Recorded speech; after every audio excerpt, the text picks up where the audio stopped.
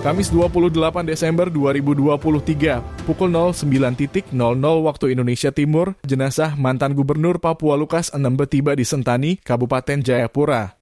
Jenazah Lukas Nmb diterbangkan dengan pesawat Boeing 737 hingga 8U3. Tangisan keluarga, kerabat, dan seluruh masyarakat Papua pun pecah dalam ruang VIP Bandara Sentani.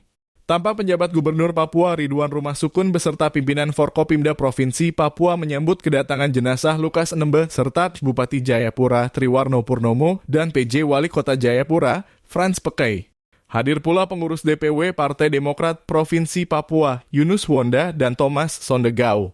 Dilansir dari tribunstripapua.com, ribuan masyarakat Jayapura telah menunggu di jalan utama Bandara Sentani. Namun Polres Jayapura meminta masyarakat untuk langsung ke lokasi disemayamkannya jenazah Lukas Nmb, yakni di gedung STAKIN Sentani.